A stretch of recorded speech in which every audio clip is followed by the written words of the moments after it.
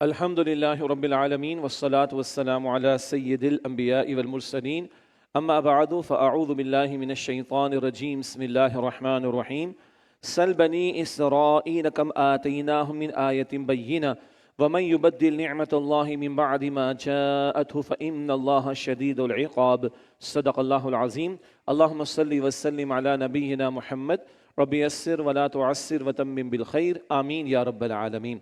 اللہ تعالیٰ کی توفیق سے سورۃ البقرہ کا مطالعہ ہم آگے بڑھا رہے ہیں۔ سورۃ البقرہ آیت نمبر 211 ارشاد ہوا سل بنی اسرائیل، اے نبی علیہ السلام بنی اسرائیل سے پوچھئے کم آتیناہم من آیت بینہ، ہم نے انہیں کتنی ہی واضح نشانیاں عطا کیں، ومن یبدل نعمت اللہ، اور جو کہ اللہ کی نعمت کو بدل ڈالے، من بعد ما جاءتہ، اس کے مل جانے کے بعد، فَإِنَّ اللَّهَ شَدِيدُ الْعِقَابِ، تو یقیناً اللہ بہت سخت سزا دینے والا ہے۔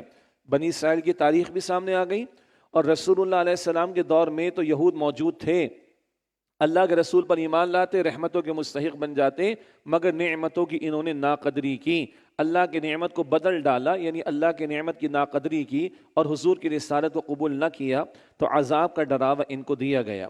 زُيِّنَ لِلَّذِينَ كَفَرُوا الْحَيَاةُ الدُّنْيَا وَيَسْخَرُونَ مِنَ الَّذِينَ آمَنُوا، کفر کرنے والوں کے لیے دنیا کی زندگی خوشنما بنا دی گئی ہے، اور وہ ایمان لانے والوں کا مذاق اڑاتے ہیں۔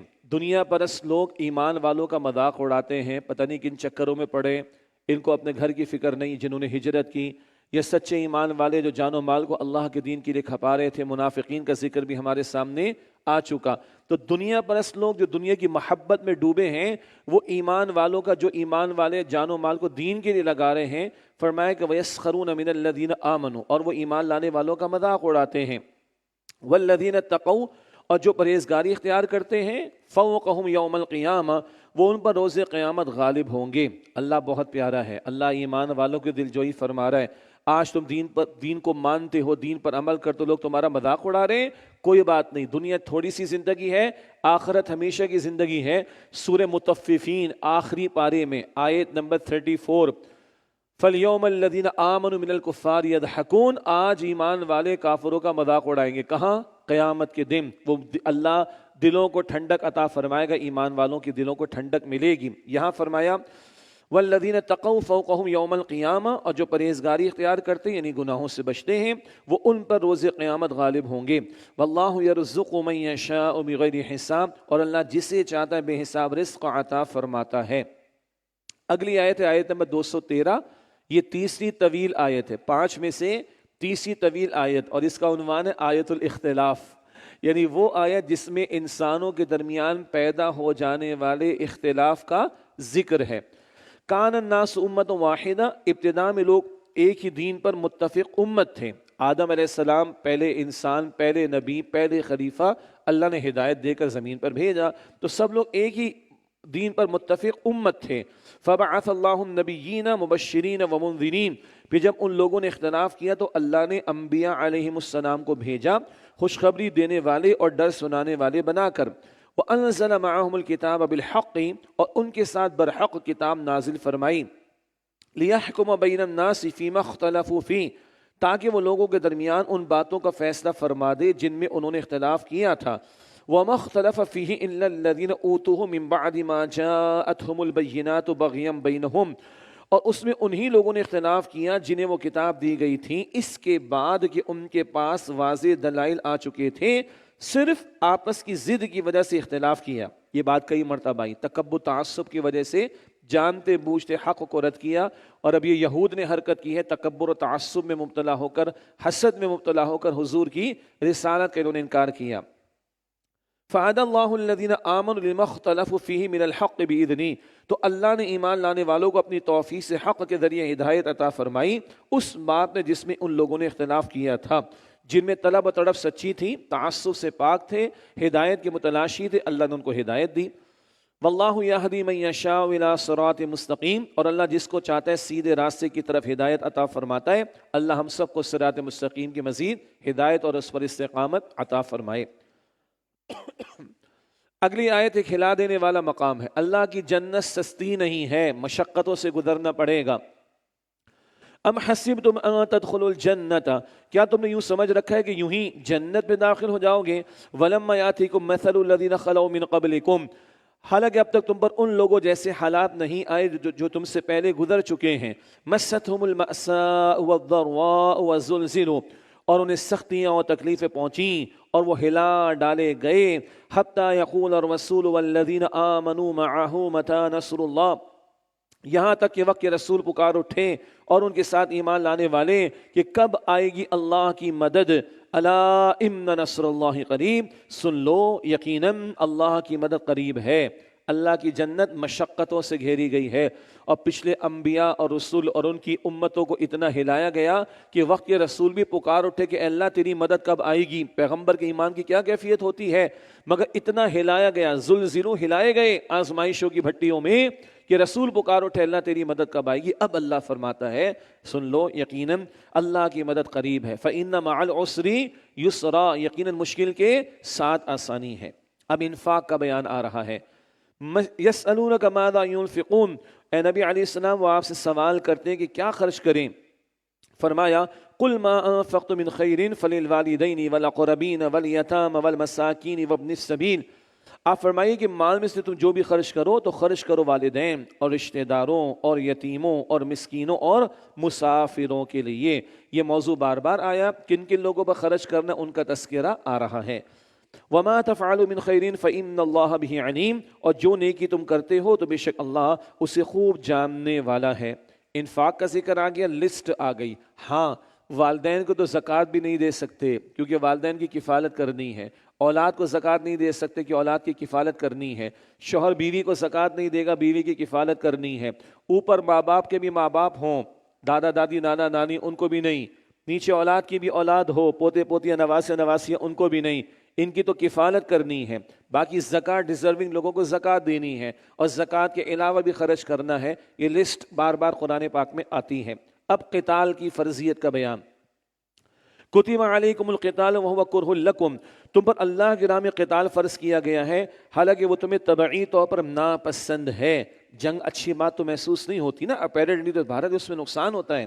لیکن وَعَسَىٰ أَن تَكْرَهُوا شَيْئًا وَهُوَ خَيْرٌ لَكُمْ، اور ہو سکتا ہے کہ تم کسی چیز کو ناپسند کرو اور وہی تمہارے لیے بہتر ہو. وَعَسَىٰ أَن تُحِبُّوا الشَّيْءَ وَهُوَ شَرٌّ لَكُمْ، اور ہو سکتا ہے کہ کسی چیز کو تم پسند کرو اور وہی تمہارے حق میں بری ہو. وَاللَّهُ يَعْلَمُ وَأَنْتُمْ لَا تَعْلَمُونَ، اور حقیقت حال اللہ ہی جانتا ہے اور تم نہیں جانتے. تم ظاہر کو دیکھتے ہو، اللہ حقیقت کو جانتا ہے. چھوٹا سا بچہ بھی باربیکیو کے موقع پر انگارہ اٹھانا چاہتے تو منع کرتے ہیں نا، اس کو تو روشنی نظر آ رہی ہے مگر ہمیں پتہ ہے کہ ہاتھ جل جائے گا. تو ہم یہ کہتے ہیں تجھے نہیں پتا ہمیں پتا ہے، یہی کہتے ہیں نا.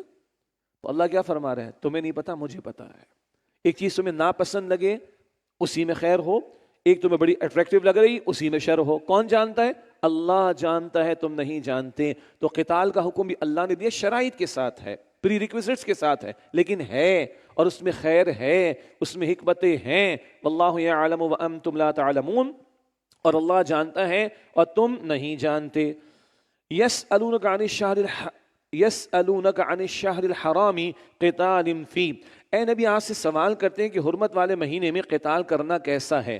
حرمت والے مہینے ذہن میں رکھیے کہ ان کی حرمتیں برقرار، قتال کرنا منع. تو سوال آئے کہ کیسا ہے اس میں قتال کرنا. قل قتال فیہ کبیر، آپ فرما دیجئے کہ اس مہینے میں قتال کرنا بڑا گناہ ہے. حرمت والے مہینوں میں سے کسی مہینے میں جنگ کرنا بڑا گناہ ہے. ایک پس منظر ہے مختصراً یہ وادی نخلا کا بیان. یہ بدر سے پہلے کی بات ہے. کئی مدبھیڑ ہو گئی مسلمانوں کی کفار کے ساتھ، ایک کافر ایک مشرک مسلمانوں کے ہاتھوں قتل ہو گیا. یہ جمادی الثانی کے مہینے کی آخری تاریخ تھی. صحابہ کا خیال تھا، حالانکہ رجب کا چاند نظر آ گیا تھا، رجب کا آغاز ہو گیا تھا. صحابہ کا خیال تھا کہ ابھی ایک دن باقی ہے، جمادی الثانی کا آخری دن چل رہا ہے. مشرکین نے بڑا واویلا مچا، اوہو یہ دہشت گرد ہیں، اوہو یہ ایکسٹریمسٹ ہے، اوہو انہوں نے حرمت پامال کر دی، اوہو انہوں نے قتل کر ڈالا. بڑا واویلا مچایا مشرکین نے. تو اصولی بات کہ ہاں حرمت والے مہینے میں قتال کرنا بڑا گناہ ہے. اب آگے اللہ کے الفاظ سنیے. اللہ ایمان والوں کو اجازت بھی دیتا ہے، قتال کا حکم بھی دیتا ہے. باطل پرستوں کے مقابلے میں اللہ ایمان والوں کی حمایت بھی کرتا ہے.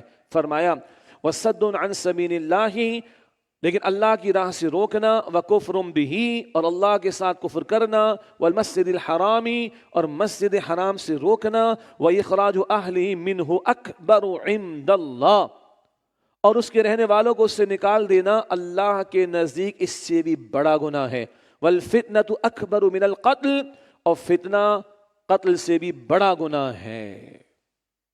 ایک بندہ قتل ہوا تو تم نے آسمان سر پر اٹھا دیا، تم نے اللہ کے راستے سے روکا، تم نے شرک کیا، تم نے مسجد حرام سے روکا کافروں نے، مشرکوں نے، تم نے اللہ کے بندوں کو وہاں سے نکالا، وہاں کے رہنے والوں کو، تم نے فتنہ برپا کیا ہے، اللہ کے دین کی راہ میں روڑے اٹکائے ہیں، اور یہ فتنہ قتل سے بڑھ کر ہے۔ ایک قتل پہ اتنا واویلا ہے اور تمہارے اتنے بڑے جرائم تمہیں نظر نہیں آتے ہیں۔ فرمایا وَلَا يَزَالُونَ يُقَاتِلُونَكُمْ حَتَّى يُرُدُّوكُمْ عَنْ دِينِكُمْ إِنِ اسْتَطَاعُوا، اور وہ کافر ہمیشہ تم سے لڑتے رہیں گے یہاں تک کہ تمہیں تمہارے دین سے پھیر دیں، اگر ان کا بس چلے۔ یہ تو چاہتے کہ تم دین سے پھر جاؤ۔ فرمایا وَمَن يَرْتَدِدْ مِنْكُمْ عَنْ دِينِهِ، اور جو تم میں سے اپنے دین سے پھر گیا، فَيَمُتْ وَهُوَ كَافِرٌ، اور پھر مر گیا اس حال میں کہ وہ کافر تھا، فَأُولَئِكَ حَبِطَتْ أَعْمَالُهُمْ فِي الدُّنْيَا وَالْآخِرَةِ، تو یہ وہ بد نصیب ہے کہ ان کے اعمال برباد ہو گئے دنیا اور آخرت میں، وَأُولَئِكَ أَصْحَابُ النَّارِ هُمْ فِيهَا خَالِدُونَ، اور یہ لوگ جہنم والے ہیں، وہ اس میں ہمیشہ رہنے والے ہیں۔ اللہ ہمیں جہنم کے عذاب سے محفوظ رکھے۔ کافر تمہیں دین سے پھیرنا چاہتے ہیں۔ البقرہ آیت نمبر 120 میں ہم نے پڑھا یہود و نصارہ کبھی راضی نہیں ہوں گے جب تک کہ تم ان کی ملت کی پیروی نہ کرو۔ ارتداد ہے دین کے مسلمات، اصولی باتوں میں سے کسی کا انکار کرنا اور دین سے نکل جانا۔ آج کبھی قادیانیت کے ماننے والے ہماری یوتھ کو، ہمارے نوجوانوں کو شادی کا، کاروبار کا اور مغربی ممالک میں سیٹل کرانے کا جھانسا دے کر ان کا ایمان خریدنا چاہتے ہیں، معاذ اللہ۔ کبھی این جی اوز کے ذریعے سے ہمارے ایمان کو خریدنے کی کوششیں کی جاتی ہیں، کبھی فورن فنڈنگ کے ذریعے۔ تھوڑا تو ٹرمپ نے روکنے کی کوشش کی یو ایس ایڈ کے معاملات کو، لیکن اسی ایڈ کے نام پر ہمارے عقیدے خریدنے کی کوشش کی جاتی ہے، ہمارا ایمان خریدنے کی کوشش کی جاتی ہے۔ اللہ ہمیں ہمارے ایمان کی حفاظت کی توفیق عطا فرمائے۔ جو پھر گیا وہ بر گیا کفر کی حالت میں، بد نصیب ہے، اعمال برباد دنیا اور آخرت میں، اور جہنم کی آگ ان کے لیے، اللہ اس سے ہم سب کی حفاظت فرمائے۔ ان الذين آمنوا والذين هاجروا وجاهدوا في سبيل الله، بے شک جو لوگ ایمان لائے اور جنہوں نے ہجرت کی اور اللہ کی راہ میں جہاد کیا، اولئک یرجون رحمت اللہ، یہ وہ لوگ ہیں جو اللہ کی رحمت کی امید رکھتے ہیں۔ اللہ ہم سب پر رحمت نازل فرمائے۔ یہ رمضان کا پہلا عشرہ رحمت کا عشرہ ہے، ورحمنا، اے اللہ ہم پر رحم فرما۔ یہاں بتایا جا رہا ہے رحمت چاہتے ہو نا، رحمت چاہتے ہو تو دیکھو ایمان بھی ضروری، جب موقع ہے تو ہجرت بھی ضروری، راہ خدا میں جہاد بھی ضروری۔ ہجرت کا آغاز ہے گناہوں کو چھوڑ دینا، اور جہاد کا آغاز ہے اپنے نفس سے مجاہدہ کرنا گناہوں سے بچنے کے لیے۔ ہجرت کا آغاز ہے گناہوں کو چھوڑنا، جہاد کا آغاز ہے گناہوں کو چھوڑ کر اللہ کی اطاعت پر کاربند ہونا، اور پھر یہ ہجرت و جہاد کے تقاضے بڑھتے چلے جائیں گے۔ ان تقاضوں کو پورا کرو تو پھر اللہ کی رحمت کے تم امیدوار ہو۔ اولئک یرجون رحمت اللہ، یہ لوگ ہیں جو اللہ کی رحمت کی امید رکھتے ہیں۔ واللہ غفور رحیم، اور اللہ بڑا ہی بخشنے والا، نہایت رحم فرمانے والا ہے۔ یسألونک عن الخمر والمیسر، اے نبی علیہ السلام آپ سے سوال کرتے شراب اور جوئے کے بارے میں، ہیں تو دونوں حرام، البتہ ان کی حرمت کے احکامات تدریجاً یعنی گریجولی آئے ہیں۔ یہ فرسٹ ٹائم ابھی ہم پڑھ رہے ہیں، آیت نمبر 219 ہے، شروع کا حکم یہاں پر آیا۔ پھر سورہ نساء کی آیت 43 میں ایک بات آئے گی، سورہ نساء آیت 43، پھر سورہ مائدہ آیت 90-91 میں آخری بات آئے گی، شراب اور جوئے کی حرمت۔ تو یہ تدریجاً احکامات آئے ہیں۔ پہلا حکم کیا ہے؟ یسألونک عن الخمر والمیسر، اے نبی آپ سے سوال کرتے ہیں شراب اور جوئے کے بارے میں، قل فیہما اثم کبیر، آپ فرما دیجئے ان دونوں میں بڑا گناہ ہے، ومنافع للناس، اور لوگوں کے لیے کچھ فائدے بھی ہیں۔ کیا مطلب؟ جوئے میں کبھی لگ گیا تو کما بھی لیا، ہاں، شراب پی کر سمجھا کہ غم غلط کر لیا، ہاں، وقتی طور پر ہے، اس کے بعد جو بیڑا غرق ہوتا ہے صحت کا وہ سب کو پتا ہے، اور جوئے میں جب پھر ہارتا ہے تو سب کو پتا ہے کہ عزتیں بھی پامال ہوتی ہیں، پھر تو تھوڑا بہت تو فائدہ ہے، لیکن وَإِثْمُهُمَا أَكْبَرُ مِن نَفْعِهِمَا، اور ان دونوں کا گناہ ان کے فائدے سے کہیں زیادہ ہے۔ یہ پہلا حکم، چوکنے ہو جاؤ، فائدہ کم ہے، نقصان زیادہ ہے۔ سورہ نساء 43 میں آئے گا، نشے کی حالت میں نماز کے قریب نہ جاؤ۔ سورہ مائدہ 90 اور 91 میں آئے گا، چھوڑ دو باز آ جاؤ. حتمی حکم کدھر؟ سورہ مائدہ آیت 90 اور 91 میں تفصیل آ جائے گی انشاءاللہ. یہ پہلا بتا دیا گیا حکم. دیکھو چوکنے رہو، نفع کم ہے نقصان زیادہ ہے. اللہ ہم سب کو محفوظ رکھے جی. وَيَسْأَلُونَكَ مَاذَا يُنْفِقُونَ، اور وہ آپ سے سوال کرتے ہیں کہ کتنا خرچ کریں. قُلِ الْعَفْوَ، آپ فرما دیے جو بھی ضرورت سے زیادہ ہو. اللہ اکبر. پہلے تھا کن کن پر خرچ کریں، وہ لسٹ آئی تھی. اب ہے کتنا خرچ کریں، جو تمہاری ضرورت سے زیادہ ہو خرچ کر دو. اور آج ہم نے عیاشیوں کو، تعیشات کو ہم نے ضروریات بنا لیا ہے. ٹھیک ہو گیا؟ تو ضرورت کو بھی ڈیفائن کرنے کی ضرورت ہے. ضرورت کو بھی ڈیفائن کرنے کی ضرورت ہے. لگژری آئٹمز کو ہم نے نیڈ سمجھ لیا ہے. نہ نہ نہ نہ، سمپل اسمارٹ فون اگر ضرورت بن ہی گیا تو کام چل جائے گا. اس کے لیے آئی فون کا لیٹسٹ جو بھی ہے مجھے نہیں پتا کتنے کا ہے، وہ آپ کو اور مجھے بھی پتا ہے. اس کو ڈیفائن کرنے کی مجھے ضرورت نہیں ہے، چیک کر لیں. تو جو ضرورت سے زیادہ بچے دے دو. یہ ہے جس سطح پر اللہ کے رسول نے زندگی بسر کی، جس سطح پر اللہ کے رسول نے زندگی بسر کی ہے. لیکن یہ اخلاقی تعلیم ہے. زکوٰۃ دے دی ہے، تمہارا مال پاک ہے. صدقات فطر تم نے ادا کر دی ہے، تمہارا مال پاک ہے، لیکن اور بھی دیا کرو. انتہا کیا ہے؟ جو تمہاری ضرورت پوری باقی دے دو. یہ انتہا ہے نا. تو آئیڈیل اونچا رکھو اور اس کو سامنے رکھ کر آگے سے آگے، مطلب گریڈ بی سی پہ کیوں اکتفا کرو، گریڈ اے کی بات کرو، اے پلس کی بات کرو، اے اسٹار کی بات کرو. تو جتنا ضرورت سے زائد دے دو، یہ انتہا ہے. اب میں اور آپ آخرت کو سامنے رکھیں. The bank of Allah unlimited کا جو اناؤنسڈ ریٹرن ہے 700 ٹائمز پلس، اس کو سامنے رکھ کر آگے سے آگے بڑھ کر خرچ کریں. اللہ ہمیں توفیق عطا فرمائے. یہ اخلاقی ہدایت ہے. قانونی ہدایت کیا ہے؟ زکوٰۃ تو دینی پڑے گی. یہ اخلاقی ہدایت ہے. ضرورت سے زیادہ جو ہے وہ دے دو. تو 2.5% زکوٰۃ منیمم، اور ضرورت سے زائد دے دو میکسیمم. اب جتنا ایمان بڑھے گا، آخرت کی فکر بڑھے گی، ہم زیادہ سے زیادہ راہ خدا میں دیں گے. اللہ ہمیں توفیق عطا فرمائے. كذلك يبين الله لكم الآيات لعلكم تتفكرون. اسی طرح اللہ تمہارے لیے احکام کو کھول کھول کر واضح فرما دے تاکہ تم غور و فکر کرو. فی الدنیا والآخرہ، دنیا اور آخرت کے معاملات میں غور و فکر کرو. دنیا بھی تم نے گزارنی ہے، شریعت کے مطابق گزارو، کوئی مسئلہ نہیں ہے. دنیا ہی میں رہو گے تو آخرت کی تیاری کرنی ہے نا. تو دنیا کو حسنہ بناؤ تاکہ آخرت بھی حسنہ بن جائے. دنیا اور آخرت کے بارے میں غور و فکر کرو. وَيَسْأَلُونَكَ عَنِ الْيَتَامَى، اور آپ سے اے نبی علیہ السلام یتیموں کے بارے میں سوال کرتے ہیں. یہ ہیں وہ سوالات جو صحابہ کرام نے کیے ہیں. 6000 سے زیادہ آیات قرآن پاک میں، اور یہ چند سوالات ہیں صحابہ کرام کے. they were very practical people. کم سوالات، عمل بہت، عمل بہت، عمل بہت. اور گنتی کے 14 سوالات میکسیمم صحابہ کرام کے قرآن پاک میں ہیں عمل سے متعلق. پہلا اوپر آ گیا، پہلے شراب و جوئے کے بارے میں سوال. ایمانی محنت اتنی ہوئی کہ اوپر خود سوال ہو رہا ہے، حضور بتائیے شراب و جوئے کے بارے میں کیا حکم، حضور بتائیے یتیموں کے بارے میں کیا حکم ہے. اللہ اکبر. یہ صحابہ کا سوال ہے، عملی سوال ہے. وَيَسْأَلُونَكَ عَنِ الْيَتَامَى، اور آپ سے یتیموں کے بارے میں سوال کرتے ہیں. قُلْ إِصْلَاحٌ لَهُمْ خَيْرٌ، آپ فرما دیجئے ان کی خیر خواہی بہتر ہے. وَإِن تُخَالِطُوهُمْ فَإِخْوَانُكُمْ، اور اگر تم ان کے ساتھ مل جل کر رہو تو وہ تمہارے بھائی ہیں. سبحان اللہ. بھائی کہہ کر یتیم بچوں اور بچیوں کے بارے میں کیا پیاری تعلیم عطا کی جا رہی ہے. البتہ یتیموں کے بارے میں زیادہ تفصیل سورہ نساء میں آئے گی انشاءاللہ، وہاں پڑھیں گے تفصیل سے انشاءاللہ تعالی مزید. وَإِن تُخَالِطُوهُمْ فَإِخْوَانُكُمْ، اور اگر تم ان کے ساتھ مل جل کر رہو تو وہ تمہارے بھائی ہیں. یعنی اگر کسی یتیم بچے کے والد نے کچھ مال چھوڑا اور یہ بچہ تمہاری کفالت میں آ گیا، اب اس کی ہنڈیاں الگ بناؤ، اپنا سالن الگ بناؤ تو مشکل پڑ جائے گی نا. تو ملا کر چل سکتے ہو. اللہ آگے فرما رہا ہے واللہ یعلم المفسد من المصلح، اور اللہ خوب جانتا ہے فساد کرنے والے کو اصلاح کرنے والے سے. کون یتیم کا مال ہڑپ کرنے میں لگا ہوا اللہ کو پتا ہے، اور کون نیک نیتی کے ساتھ اس بچے یا بچی کی کفالت کرے گا اللہ کو پتا ہے. ہاں، حضور نے فرمایا صلی اللہ علیہ وسلم، حضور فرماتے ہیں میں اور یتیم کی کفالت کرنے والا دونوں جنت میں ساتھ ہوں گے. ٹھیک ہے بھائی، یہ میرا ہاتھ ہے. صحابہ نے ادب سکھایا ہے، وہ حضور کا ہاتھ تھا. حضور نے اپنے مبارک ہاتھ کی 2 انگلیاں ملا کر دکھایا. ایسے میں اور یتیم کی کفالت کرنے والا جنت میں ساتھ ہوں گے۔ کسی نے کہا حضور میرا دل سخت ہو گیا، آج کس قدر دل سخت ہو گئے، حضور میرا دل سخت ہو گیا صلی اللہ علیہ وسلم۔ آپ نے فرمایا جاؤ کسی یتیم کے سر پر ہاتھ پھیرو، اللہ تمہارے دل کو نرمی عطا فرما دے گا۔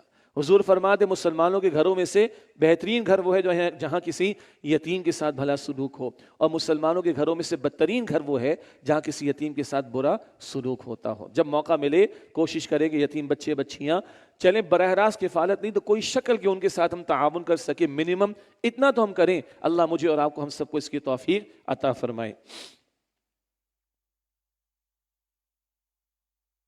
اللہ وَيَسْأَلُونَكَ عَنِ الْيَتَامَى، اور اے نبی علیہ السلام وہ آپ سے یتیموں کے بارے میں سوال کرتے ہیں۔ قُلْ إِصْلَاحٌ لَهُمْ خَيْرٌ، آپ فرما دیجئے ان کی خیر خواہی بہتر ہے۔ وَإِن تُخَالِطُوهُمْ فَإِخْوَانُكُمْ، اور اگر تم ان کے ساتھ مل جل کر رہو تو وہ تمہارے بھائی ہیں۔ وَاللَّهُ يَعْلَمُ الْمُفْسِدَ مِنَ الْمُصْلِحِ، اور اللہ خوب جانتا ہے فساد کرنے والے کو اصلاح کرنے والے کے مقابلے میں۔ وَلَوْ شَاءَ اللَّهُ لَأَعَانَتَكُمْ، اور اگر اللہ چاہتا تو یقیناً تمہیں مشقت میں ڈال دیتا، لیکن نہیں، اگر یتیم کے مال کو تم اپنے مال کے ساتھ ملا کر اس کی کفالت کرو تو اللہ نے اجازت دی ہے۔ ان اللہ عزیز حکیم، بے شک اللہ بہت غالب ہے، بڑی حکمت والا ہے۔ ولا تنکحوا المشرکات حتی یؤمن، اور مشرک عورتوں سے نکاح نہ کرو یہاں تک کہ وہ ایمان لے آئیں۔ مسلمان مرد کا نکاح اہل کتاب کی عورت سے ہو سکتا ہے بشرطے کہ اہل کتاب اپنی کتاب کو تو مانے، اللہ کو تو مانے، لیکن مسلمان مرد کا نکاح مشرک عورت سے نہیں ہو سکتا۔ آپ کے میرے شہر کی لڑکیاں استغفر اللہ وہ ہندوؤں سے نکاح کرنا چاہتی ہیں، ہمارے آپ کے ملک کی لڑکیاں اور لڑکے وہ ہندوؤں سے نکاح کرنا چاہ رہے ہیں، منع ہے۔ مسلمان مرد کا بھی نکاح مشرک عورت سے منع ہے، بھارت میں ہو رہا ہے، پاکستان میں ہو رہا ہے، منع ہے۔ وَلَا تَنْكِحُوا الْمُشْرِكَاتِ حَتَّى يُؤْمِنْ، اور مشرک عورتوں سے نکاح نہ کرو یہاں تک کہ وہ ایمان لے آئیں۔ وَلَأَمَةٌ مُؤْمِنَةٌ خَيْرٌ مِّن مُشْرِكَةٍ وَلَوْ أَعْجَبَتْكُمْ، اور یقیناً ایک مسلمان کنیز ایک آزاد مشرک عورت سے بہتر ہے اگرچہ وہ مشرکہ تمہیں بہت پسند آئے، اس کا حسن ہے، اس کا جمال ہے، اس کی اٹریکشن ہے، اس کا مال ہے، اس کی دولت ہے، لیکن ایک مسلمان کنیز بہتر ہے ایک آزاد مشرکہ عورت کے مقابلے میں، چاہے وہ مشرکہ عورت جو ہے تمہیں کتنا ہی متاثر کرے۔ وَلَا تُنْكِحُوا الْمُشْرِكِينَ، اور مسلمان عورتوں کو مشرک مردوں کے نکاح میں نہ دینا، حَتَّى يُؤْمِنُوا، یہاں تک کہ وہ ایمان لے آئیں۔ وَلَعَبْدٌ مُؤْمِنٌ خَيْرٌ مِّن مُشْرِكٍ وَلَوْ أَعْجَبَكُمْ، اور یقینا ایک مومن غلام آزاد مشرک سے بہتر ہے اگرچہ وہ مشرک تمہیں پسند آئے، وہ مالدار ہے اور نہ جانے کیا کچھ ہے، اسمارٹ لوکنگ ہے اور گیٹ اپ بڑا زبردست ہے اور ڈیشنگ قسم کے اس کے سارے گٹس اور پتہ نہیں کیا کچھ ہیں۔ نو، ایک مسلمان غلام ایک مشرک سے بہتر ہے اگرچہ وہ مشرک تمہیں پسند آئے۔ دو ٹوک بات کیا ہے؟ اولئک یدعون الی النار، یہ مشرک تو جہنم کی طرف بلاتے ہیں، شرک جہنم میں لے جانے والا ہے۔ واللہ یدعو الی الجنۃ والمغفرۃ بإذنہ، اور اللہ اپنی توفیق سے جنت اور بخشش کی طرف، مغفرت کی طرف بلاتا ہے۔ یہ مشرک جہنم کی طرف لے جانے کی دعوت دے رہے ہیں، اللہ مغفرت و جنت کی طرف بلاتا ہے۔ یہ گڑیا گڈے کا کھیل نہیں ہے نکاح کا معاملہ، شوہر بیوی کے ایک دوسرے پر اثرات ہوتے ہیں، قلبی گہرا تعلق قائم ہوتا ہے، ایک دوسرے پر اثرات ہوتے ہیں، پھر اولاد پر بھی اثرات ہوتے ہیں۔ تو مشرک سے نکاح منع، یہ مشرک جہنم کی طرف بلاتے ہیں، اللہ اپنے فضل سے اپنی توفیق سے جنت اور مغفرت کی طرف بلاتا ہے۔ وَيُبَيِّنُ آيَاتِهِ لِلنَّاسِ لَعَلَّهُمْ يَتَذَكَّرُونَ، اور اللہ واضح فرماتا اپنی آیات لوگوں کے لیے تاکہ وہ نصیحت حاصل کریں۔ یہ مشرکوں کے بارے میں۔ باقی مسلمان مرد کا اہل کتاب کی عورت سے نکاح جائز ہے شرائط کے ساتھ، یہ سورہ نساء میں 5ویں پارے کے شروع میں آئے گا، لیکن مسلمان عورت کا نکاح اہل کتاب کے مرد سے بھی نہیں ہو سکتا۔ فلمیں بنا دی پاکستان والوں نے، ڈائلاگ چلا دیے پاکستان والوں نے، عقیدوں کا ستیہ ناش کرنے کی کوشش کر ڈالی یہاں کی فلم انڈسٹری کے لوگوں نے، تو ان کے اس طرح کے کامنٹ سے اور ڈائلاگ سے اور ڈراموں سے اور فلموں سے اللہ کی شریعت نہیں بدلے گی۔ مشرک سے نکاح نہیں ہو سکتا، نمبر 1۔ مسلمان مرد کا نکاح اہل کتاب کی عورت سے ہو سکتا ہے شرائط کے ساتھ، نمبر 3۔ مسلمان عورت کا نکاح اہل کتاب کے مرد سے بھی نہیں ہو سکتا۔ وَيُبَيِّنُ آيَاتِهِ لِلنَّاسِ لَعَلَّهُمْ يَتَذَكَّرُونَ، اور اللہ واضح فرماتا ہے اپنی آیات لوگوں کے لیے تاکہ وہ نصیحت حاصل کریں۔ اب ہے 28واں رکوع سورہ البقرہ کا، رکوع نمبر 28، 29، 30، 31۔ یہ 4 رکوع مسلسل ہیں گھریلو زندگی کے بارے میں۔ یہاں ذکر آئے گا نکاح کے ضمن میں بھی، طلاق کے ضمن میں بھی، خلا کے ضمن میں بھی، عدت کے ضمن میں بھی، بیوہ کی عدت کے بارے میں، مطلقہ عورت ڈائیورس جو خاتون اس کی عدت کے بارے میں، بچے کو دودھ پلانے کا معاملہ، مہر کا معاملہ، یہ سارے معاملات ادھر بیان ہو رہے ہیں۔ کہاں ہم قتال کی بات کر رہے ہیں، غلبہ دین کی بات کر رہے ہیں اس کلام میں، جہاد فی سبیل اللہ، قتال فی سبیل اللہ، مشرکین سے ٹاکرا، مشرکین سے جنگ، اور کہاں گھریلو زندگی۔ بہت اہم مقام ہے، بہت اہم مقام ہے، بہت اہم مقام ہے۔ آج گھر ٹوٹ رہے ہیں، بگڑ رہے ہیں، برباد ہو رہے ہیں، اس مقام پر بڑی اہم ہدایات ہمارے سامنے آ رہی ہیں۔ فرمایا وَيَسْأَلُونَكَ عَنِ الْمَحِيضِ، اور اے نبی علیہ السلام آپ سے حیض کے بارے میں سوال کرتے ہیں، خواتین کے مخصوص ایام۔ قُلْ هُوَ أَذًى، آپ فرما دیجئے وہ گندگی ہے، یعنی ناپاکی کا معاملہ ہوتا ہے۔ فَاعْتَزِلُوا النِّسَاءَ فِي الْمَحِيضِ، لہذا عورتوں سے حیض کی حالت میں الگ رہا کرو۔ وَلَا تَقْرَبُوهُنَّ حَتَّى يَطْهُرْنَ، اور ان کے قریب نہ جایا کرو یہاں تک کہ وہ پاک ہو جائیں۔ الگ رہا کرو کیا مطلب؟ ہندو مت میں، یہودیت میں عورت کو ان دنوں میں اچھوت بنا کر بالکل الگ کر دیا جاتا ہے، یہ انتہا ہے، غلط۔ اور مسیحیت کے ماننے والے ان دنوں میں بھی تعلق قائم کرتے ہیں، یہ دوسری انتہا ہے۔ اسلام عدل کی بات کرتا ہے، اعتدال کی بات کرتا ہے، زوجین کا جو حتمی تعلق ہے آخری وہ منع ہے، باقی ساتھ سونا، کھانا، پینا، گپ شپ کرنا، لطف اندوز ہونا سب حلال ہے، لیکن زوجین کا حتمی تعلق ہے وہ قائم کرنا منع ہے۔ یہ ہے جو اس مقام پر پہلی بات۔ وَلَا تَقْرَبُوهُنَّ حَتَّى يَطْهُرْنَ، اور ان کے قریب نہ جایا کرو یہاں تک کہ وہ پاک ہو جائیں۔ مراد جب خاتون پاک ہوگی تو اس نے غسل کرنا ہے، غسل کرنے کے بعد اب وہ پاک ہو گئی ہے، اب زوجین کا تعلق جو حتمی ہے وہ قائم کیا جا سکتا ہے، اس ناپاکی کے ایام میں تعلق قائم کرنا منع ہے۔ فَإِذَا تَطَهَّرْنَ فَأْتُوهُنَّ مِنْ حَيْثُ أَمَرَكُمُ اللَّهُ، پھر جب وہ پاک ہو جائیں تو ان کے پاس اس طرح آؤ جیسے اللہ نے تمہیں حکم دیا ہے۔ اللہ نے فطرت میں یہ بات رکھی ہے زوجین کے تعلق کے حوالے سے، سب کو معلوم ہے، آگے ایک اور اہم نقطہ بھی بعد میں آئے گا۔ فَأْتُوهُنَّ مِنْ حَيْثُ أَمَرَكُمُ اللَّهُ، تو ان کے پاس اس طرح جاؤ جیسے اللہ نے تمہیں حکم دیا۔ اگلی آیت کا اگلا ٹکڑا بہت پیارا ہے اور پیارا ہے۔ إِنَّ اللَّهَ يُحِبُّ التَّوَّابِينَ وَيُحِبُّ الْمُتَطَهِّرِينَ، بے شک اللہ بہت توبہ کرنے والوں سے محبت فرماتا ہے اور وہ خوب پاکیزگی اختیار کرنے والوں سے محبت فرماتا ہے۔ توبہ کرنے والوں سے محبت فرماتا ہے اور خوب پاکیزگی اختیار کرنے والوں سے۔ ایک ہے جسم کی پاکیزگی، ایک ہے روح کی پاکیزگی۔ سبحان اللہ، توبہ کیا ہے؟ روح کا غسل ہے۔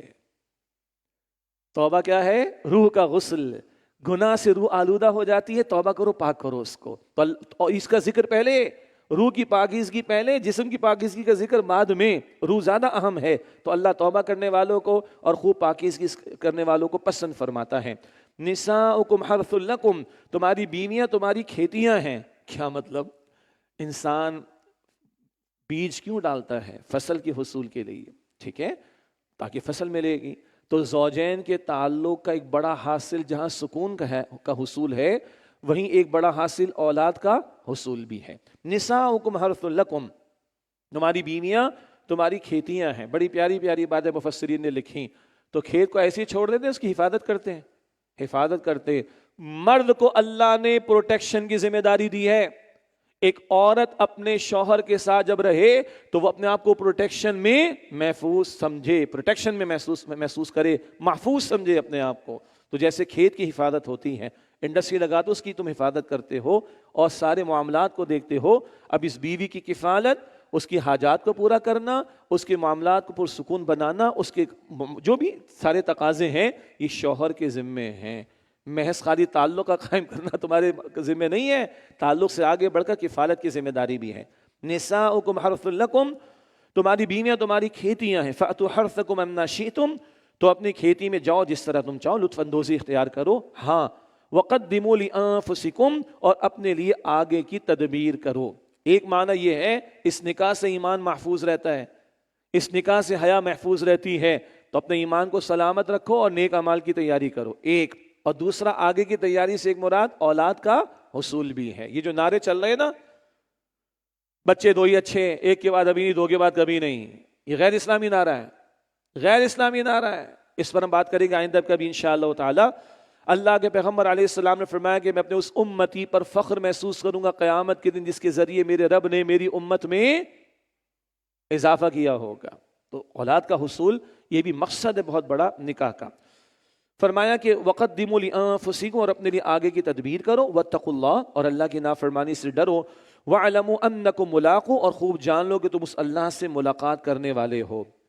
اللہ سے ملاقات ہوگی نا تو اللہ شوہروں سے بیویوں کے بارے میں پوچھے گا، اور اللہ بیویوں سے شوہروں کا مال، ان کا گھر، ان کا بستر، ان کی اولاد کے بارے میں پوچھے گا. یہ بخاری شریف میں رسول اللہ علیہ السلام کی حدیث موجود ہے. یہ گھر گھر ہستی کے معاملات میں اللہ کا ڈر اختیار کرو، اللہ فرما رہا ہے.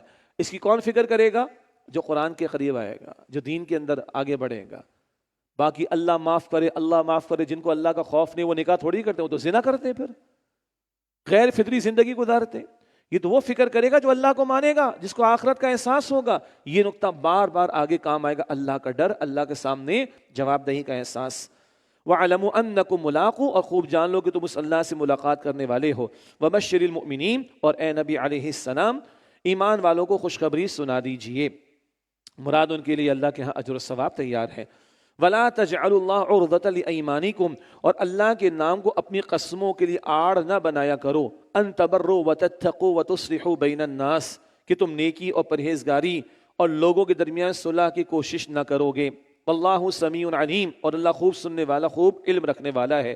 گھریلو معاملات میں، رشتہ داروں کے معاملات میں کبھی ہو جاتا ہے کسی کو سمجھانے کی کوشش کی، اس نے آگے سے پلٹ کے دو سنا دی. بندہ کیا کہتا ہے؟ میرے باپ کی توبہ جو آج آئندہ ان کے معاملے میں پڑھوں، اللہ کی قسم میں تو ان سے کبھی بات نہیں کروں گا، میں کبھی صلح کرانے کی کوشش نہیں کروں گا. میرے باپ کی توبہ جو ان کو آگے میں کبھی سمجھانے کی یا نصیحت کرنے کی کوشش کروں. ہو جاتا ہے نا. اللہ کہتے ہیں نا، اللہ کے نام کو اپنی اور اللہ کے نام کو اپنی قسموں کے لیے آڑ نہ بناؤ کہ تم نیکی اور تقوی پرہیزگاری اور لوگوں کے درمیان صلح کی کوشش نہ کرو گے. نہیں، صلح کا معاملہ ہے، خیر کی بات سمجھانی ہے، کوشش کیا کرو یہ تم. واللہ سمیع علیم، اور اللہ خوب سننے والا، علم رکھنے والا ہے. لا یؤاخذکم اللہ باللغو فی ایمانکم، اللہ تمہاری لا یعنی قسموں پر گرفت نہیں کرے گا. لا یعنی قسمیں، جیسے عربوں کا انداز تھا ہر بات پر قسم، واللہ واللہ باللہ باللہ، عربوں کا معاملہ تھا. تو بلا ارادہ بندے قسم کھا لیتے ہیں، بات بات پہ قسم اٹھا لیتے ہیں، یہ درست نہیں ہے. لیکن اس پر پکڑ نہیں. پکڑ سے مراد ایک قسم ہوتی جو پورے ارادے کے ساتھ اٹھائی جاتی ہے، اس کو توڑا جائے گا تو کفارہ دینا پڑے گا، بات ابھی آئے گی. لیکن لایانی قسمیں، ان پر پکڑ نہیں. وَلَٰكِن يُؤَاخِذُكُم بِمَا كَسَّبَتْ قُلُوبُكُم، لیکن اللہ تمہاری ان قسموں پر گرفت کرے گا جن کا ارادہ تمہارے دلوں نے کیا ہے. واللہ غفور حلیم، اور اللہ بہت بخشنے والا، نہایت حلم والا ہے. حلم والا مطلب اللہ میں بہت تحمل ہے. شرک لوگ کر رہے ہیں، کفر لوگ کر رہے ہیں، اللہ فوراً نہیں پکڑتا، اللہ معاف کرتا ہے، اللہ ڈھیل دیتا ہے، اللہ تعالیٰ مہلت دیتا ہے. تو جو دل کے ارادے سے قسم اٹھاؤ گے اس پر شریعت کے احکامات لاگو ہوتے ہیں. قسم کا کفارہ، اس کی تفصیل آئے گی سورۃ المائدہ آیت نمبر 89 میں، وہاں تفصیل مزید آئے گی انشاءاللہ. اب ایک خاص قسم، اس کو ایلا کہتے ہیں. اب کچھ مسائل کا بیان آ رہا ہے. ایلا، عربوں کا معاملہ کیا تھا کہ کوئی کہتا کہ جی بس میں اپنی بیوی کے پاس نہ جانے کی قسم اٹھا لیتا ہوں. اور کم بخت جو ہے وہ 5 سال تک تعلق قائم نہیں کرتے تھے، تو بیوی تو بیچاری پریشان، کیا کرے آخر وہ. تو اللہ تعالیٰ نے ایک مدت کا تعین کر دیا. ایلا، اللہ کی قسم اٹھا کر کوئی کہے جائے میں اپنی بیوی کے ساتھ تعلق قائم نہیں کروں گا، اور بیوی لٹکتی پھرتی رہے، تو اللہ نے 4 مہینے کا ذکر فرمایا. اس کو کہتے خاص قسم، ایلا کا معاملہ. فرمایا للذین یؤلون من نسائہم تربص 4 اشہر، جو لوگ اپنی بیویوں کے پاس نہ جانے کی قسم اٹھا لیں ان کے لیے 4 مہینے کی مہلت ہے. اپنے آپ کو تمیز کے دائرے میں رکھو. اللہ فرما رہا ہے اللہ کی اس بندی کے ساتھ ظلم نہ کرو، لٹکتا نہ چھوڑو. 4 months is enough. دماغ ٹھکانے پر آ جانا چاہیے. یا تو رجوع کرو، اس کو اپنے نکاح ہی میں رکھو، یا اس کو فارغ کرو، معاملہ ختم کرو. فرمایا للذین یؤلون من نسائہم تربص 4 اشہر، جو لوگ اپنی بیویوں کے پاس نہ جانے کی قسم اٹھا لیں ان کے لیے 4 مہینے کی مہلت ہے. فإن فاؤوا، پھر اگر وہ اس مدت میں رجوع کر لیں، فإن اللہ غفور رحیم، تو بے شک اللہ بڑا ہی بخشنے والا، نہایت رحم فرمانے والا ہے. قسم اٹھا لی تھی، 4 مہینے کے اندر وہ رجوع کر لیتا ہے تو قسم توڑنی پڑے گی، قسم کا کفارہ دینا پڑے گا. قسم کا کفارہ سورۃ المائدہ آیت نمبر 89 میں ہے. یہ ہے عدت، یعنی اس مدت میں رجوع کر لیا تو قسم توڑی، کفارہ دے دو. فإن اللہ غفور رحیم، تو بے شک اللہ بڑا ہی بخشنے والا، نہایت رحم فرمانے والا ہے. وإن عزموا الطلاق فإن اللہ سمیع علیم، اور اگر وہ طلاق دینے کا پکا ارادہ کر لے تو بے شک اللہ سبحانہ وتعالی خوب سننے والا، خوب جاننے والا ہے. یہ 4 مہینے گزر جائیں گے تو یہ عورت آزاد ہے، یہ کہیں اور نکاح کر سکتی ہے. البتہ اس میں فقہی اعتبار سے تفصیلات ہیں، وہ آپ تفاسیر میں دیکھ سکتے ہیں. یہ ہوا ایلا کا معاملہ. اب یہاں سے طلاق کا تذکرہ شروع ہو رہا ہے تو چند بنیادی باتیں. طلاق ہمارے دین میں اس کی گنجائش دی گئی ہے، پرمیسیبلٹی ہے، مگر انتہائی پوائنٹ آف نو ریٹرن کی شکل میں. اور اس سے پہلے 20 مراحل ہیں اور لوگ بائی پاس کرتے کیونکہ دین کا علم حاصل نہیں کرتے. شادیاں کر رہے ہیں مگر پتہ ہی نہیں کہ مرد کی ذمہ داری کیا، عورت کی ذمہ داری کیا ہے. زبان کنٹرول میں رکھو، خوف خدا دل میں رکھو، تقوی کی روش اختیار کرو، معافی کا معاملہ کرو، درگزر کا معاملہ کرو، ایک دوسرے کی خوبیوں کو تلاش کرو. جھگڑا ہو جائے تو گھر کے معاملے کو گھر میں سلجھانے کی کوشش کرو. اور اگر گھر کا معاملہ گھر میں سیٹل نہیں ہوتا تو خاندان کے بڑوں کو یونٹ آفس میں مت جاؤ، ہاں سیاست دانوں کے مرکزوں پر مت جاؤ، چوراہے پہ بیٹھ کے اپنے گھر کی عزت کو برباد نہ کرو. گھر کے بڑے، خاندان کا ایک بڑا شوہر کے ہاں سے، خاندان کا ایک بڑا بیوی کے ہاں سے بیٹھ کر پیچ اپ کرانے کی کوشش کریں. کہیں طلاق نہیں ہے ابھی تک. یہ سارا بائی پاس کر کے ٹھک ٹھک ٹھک طلاقیں دیتے ہیں، ظلم کرتے ہیں. انتہائی ناپسندیدہ، مگر دین فطرت ہے، پوائنٹ آف نو ریٹرن آ سکتا ہے، پرمیسیبلٹی. پھر طریقہ بتایا گیا ہے کب طلاق دی جائے. عجیب لگے گا آپ کو، ایسے وقت جب کہ زوجین کا تعلق قائم نہ ہوا ہو اور خاتون حالت پاکیزگی میں ہو. یہ سورہ طلاق میں پڑھیں گے 28 پارے میں. سنیں، حالت طہر میں خاتون ہے، مینسس کا دور نہیں ہے، مخصوص ایام کا معاملہ نہیں ہے، پاکیزگی کی حالت ہے اور تعلق بھی قائم نہیں کیا تو 1 طلاق دو. یہ رسول اللہ کی تعلیم ہے صلی اللہ علیہ وسلم. ایک وقت میں 1 دو. ظالم ہے وہ لوگ جو 30 مرتبہ 300 مرتبہ دیتے ہیں. اور سیدنا عمر رضی اللہ تعالیٰ عنہ نے ایک وقت میں 3 طلاقیں دینے والوں کو کوڑے لگوائے تھے. کوئی نہیں بتا رہا آج، کوئی کوڑے نہیں لگ رہے، اور ظالم بیٹھ کے گھروں کو برباد کر رہے ہوتے ہیں. باقی تفصیلات ایک وقت میں 1، ایک وقت میں 3، وہ علم آپ کو بھی ہے، وہ علماء سے مسائل پوچھیں گے، اپنے اپنے مکتب فکر کے علماء سے مسئلہ پوچھ لیں. مگر طلاق دینے کا طریقہ پیغمبر نے بتایا، بیان ہی نہیں ہو رہا، نہ کوئی معلوم کر رہا ہے، اور دھڑا دھڑ گھر کے گھر برباد ہو رہے ہیں. اور اس سے آگے بڑھ کر خلا کا معاملہ بڑھتا چلا جا رہا ہے. جتنے اللہ اور اس کے رسول نے اقدامات کرنے کو کہا ان کو بائی پاس کر کے گھر برباد ہو رہے ہیں. خدا را ہمیں گھروں کو بچانا ہے، خدا را ہمیں گھروں کو بچانا ہے، خدا را ہمیں گھروں کو بچانا ہے. مسائل معلوم کرنا چاہیے، شریعت کی تعلیم کو سیکھنا چاہیے. یہ گڑیا گڈے کا کھیل نہیں، یہ نسلوں کے معاملات ہوتے ہیں. اللہ ہم سب کے گھروں کی حفاظت فرمائے. پھر ہے کہ ایک وقت میں 1 طلاق دی تو عدت کے اندر رجوع کیا جا سکتا ہے. عدت گزر جائے تو یہ عورت آزاد ہے، کہیں اور نکاح ہو سکتا ہے. اور اگر یہی شوہر جو پہلے تھا اس نے 1 ابھی تک طلاق دی ہے اور عدت گزر جائے تو نیا نکاح کر کے دونوں تعلق قائم کر سکتے ہیں. عدت کے اندر رجوع کر لیں تو اس کو رجعی طلاق کہتے ہیں، رجوع والی.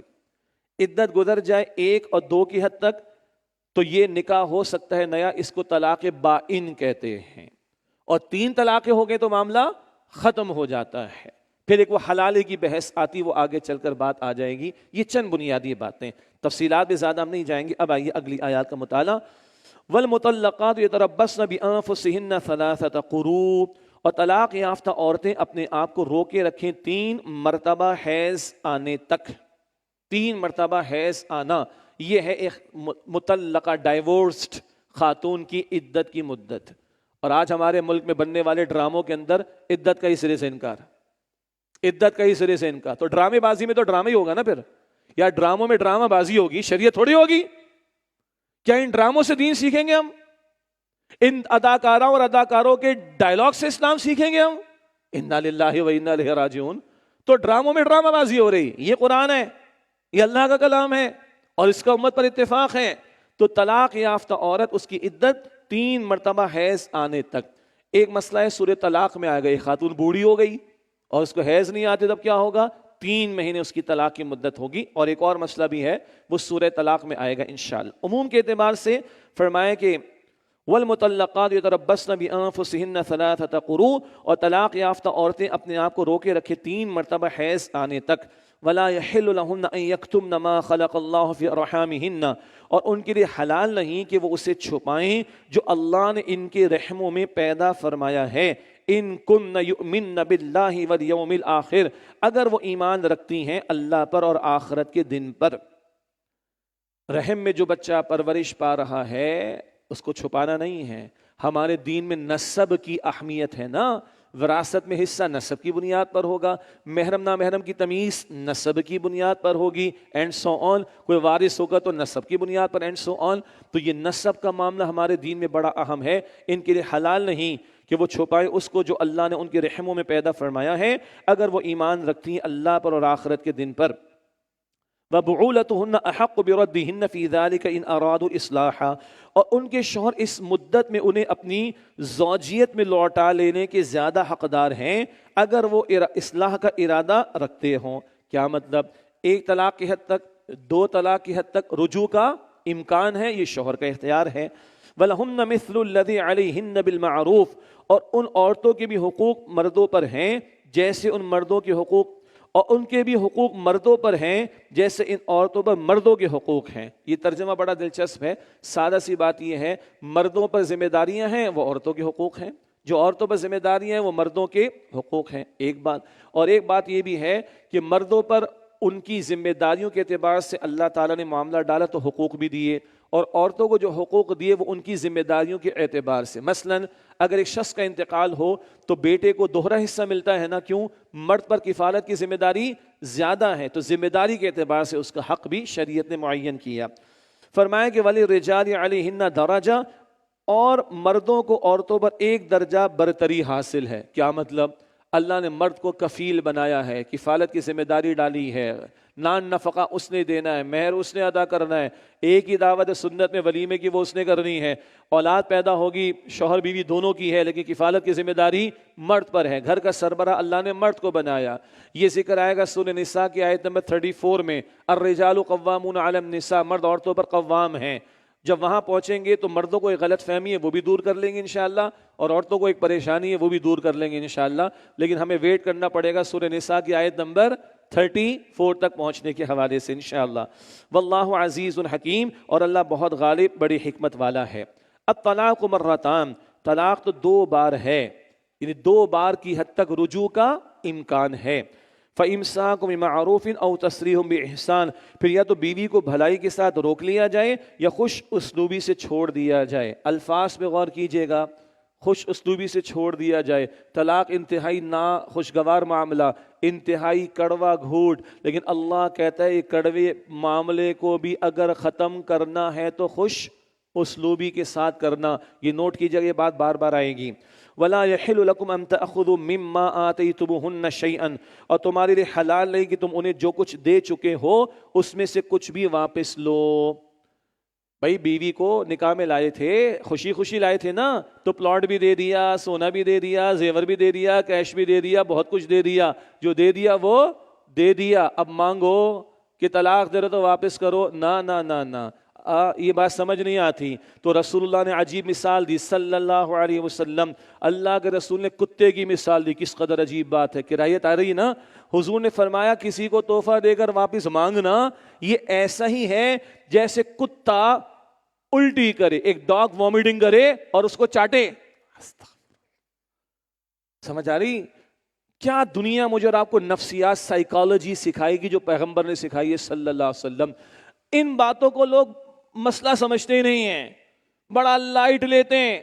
اور پیغمبر بتا رہے یہ اتنا خراب معاملہ ہے، یہ اتنا کراہیت والا معاملہ ہے جیسے کتا قے کرے، ڈاگ وومیٹنگ کرے اور اس کو چاٹے. جتنا یہ گندا ہے نا، تو تم نے خوشی خوشی اپنی بیوی کو جو کچھ دے دیا وہ دے دیا. اب تم مانگتے ہو کہ تجھے میں فارغ کر رہا ہوں تو واپس کر. تو یہ مانگنا ایسے ہی ہے جیسے کتے کا اپنی وومیٹنگ کو چاٹنا.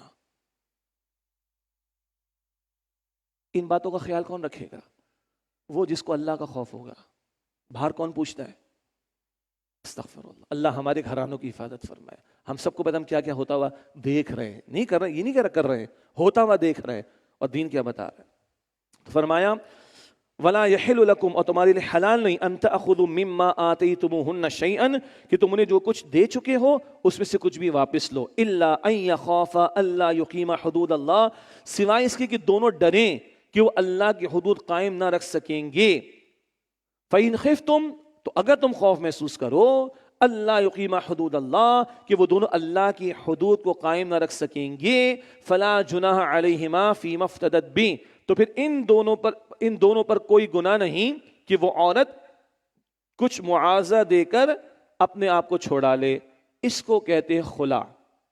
شوہر طلاق دے سکتا ہے، اس کو طلاق کا حق دیا گیا. بیوی طلاق مانگ سکتی ہے، بیوی خلا مانگ سکتی ہے، یعنی آزادی حاصل کرنا چاہ سکتی ہے، اس کو خلا کہتے ہیں. اور خلا اگر ایک خاتون اپنے شوہر سے مانگے تو اس صورت میں اس کو کچھ مال چھوڑنا پڑے گا. اس صورت میں تو شوہر لے سکتا ہے، ادروائز شوہر طلاق دے تو کچھ لے نہیں سکتا. کتے والی مثال ذہن میں رکھ لیجئے گا. لیکن بیوی خلا مانگے تو شوہر بیوی کو کچھ چھوڑنا پڑے گا. اس میں بڑی حکمتیں ہیں، تفصیل کا اس وقت موقع نہیں ہے. لیکن یاد رکھیں یہ طلاق اور خلا سے پہلے 20 باتیں میں نے چند اشارتاً کہیں، باقی قرآن پاک کے مطالعے میں وہ آتی رہیں گی. ان کو بائی پاس کر کے طلاق اور خلا نہیں ہے، وہ سب کچھ کر کے دیکھ لیں. سب کچھ کرنے کے بعد نہیں ہوتا تو پھر ایک دفعہ کا معاملہ، شوہر ایک دفعہ طلاق دے، رجوع کا امکان رہے گا نا. یہ راستہ ہے جو شریعت نے ہمیں عطا فرمایا. پوائنٹ آف نو ریٹرن آ سکتا ہے کبھی، تو اس کا وے آؤٹ بتایا گیا. تلک حدود اللہ، یہ اللہ کی حدود ہیں. فلا تعتدوها، تو ان سے تجاوز مت کرو. These are the boundaries set by Allah the Almighty، اللہ کی حدود ہیں. یہ نکاح، طلاق، عدت، رضاعت، ان کو کھلواڑ نہ بناؤ، یہ ڈرامے نہ چلاؤ ان کے اوپر. این جی اوز جو ہے وہ دماغ خراب نہ کریں، گھروں کو برباد نہ کریں، لڑکیوں کے دماغوں کو آسمان پر نہ پہنچائیں، گھروں کو توڑنے کی کوشش نہ کرو. یہ اللہ کی حدود ہے، مت کھیلو ان کے ساتھ. فلا تعتدوها، ان سے تجاوز مت کرو. ومن يتعد حدود اللہ، اور جس نے اللہ کی حدود سے تجاوز کیا، فاولئک هم الظالمون، تو وہی لوگ ظالم ہیں. یہ قرآن جو قتال کی بات بھی کرتا ہے، انفاق کی بات بھی کرتا ہے، وہ یہ احکامات بیان کر رہا ہے. جو قرآن رمضان کے احکام کو حدود قرار دیتا ہے، وہی قرآن گھر گھر ہستی کے معاملات کو بھی حدود اللہ قرار دے رہا ہے، اللہ کی حدود. فَإِن طَلَّقَهَا، پھر اگر وہ شوہر اسے 30 مرتبہ طلاق دے دے، فَلَا تَحِلُّ لَهُ مِن بَعْدُ حَتَّى تَنْكِحَ زَوْجًا غَيْرَهُ، تو اب وہ عورت اس کے لیے حلال نہیں جب تک کہ وہ اس کے سوا کسی دوسرے سے نکاح نہ کرے. 3 کی حد تک، 2 کی حد تک تو رجوع تھا، تیسری طلاق دے دی، معاملہ ختم. اب یہ ایک دوسرے کے لیے حلال نہیں رہے سوائے اس کے کہ وہ کسی دوسرے سے نکاح کرے.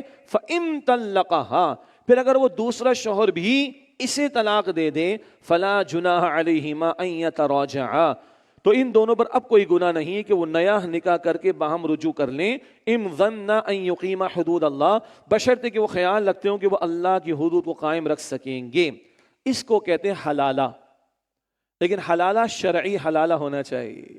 ہمارے ہاں چلتا ہے پلانڈ قسم کا حلالہ، منصوبہ بندی کے ساتھ.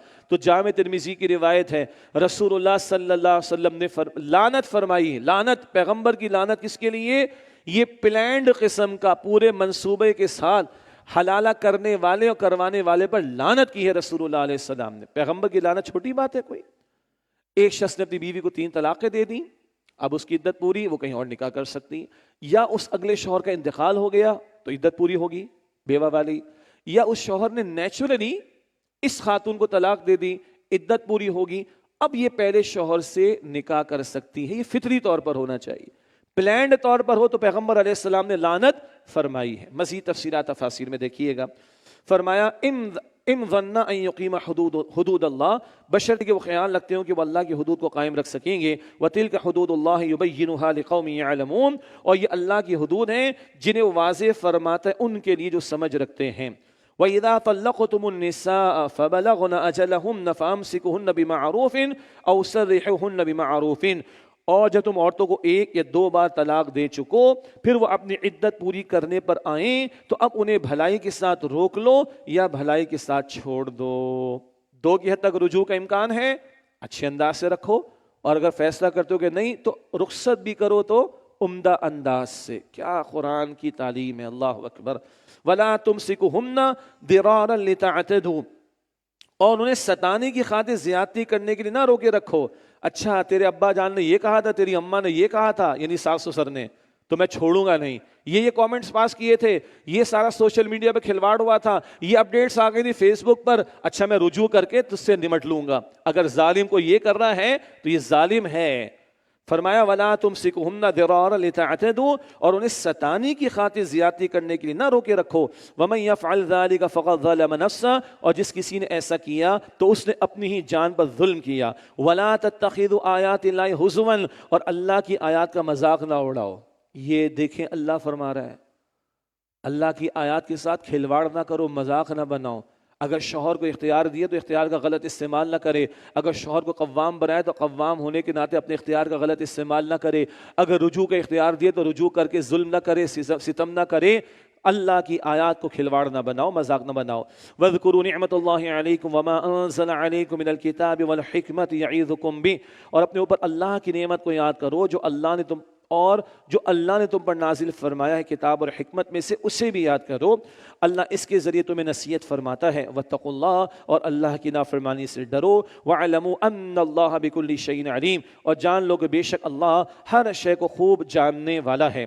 وَإِذَا طَلَّقْتُمُ النِّسَاءَ فَبَلَغْنَ أَجَلَهُنَّ, اور جب تم عورتوں کو طلاق دو پھر وہ اپنی عدت پوری کر چکیں, فَلَا تَعْضُلُوهُنَّ أَن يَنكِحْنَ أَزْوَاجَهُنَّ, تو انہیں مت روکو کہ وہ پھر سے اپنے پہلے شوہروں سے نکاح کر لیں. اذا تراضوا بینہم بالمعروف, جبکہ وہ دونوں آپس میں معروف طریقے کے مطابق راضی ہوں. یہ ایک ترجمانی ہے.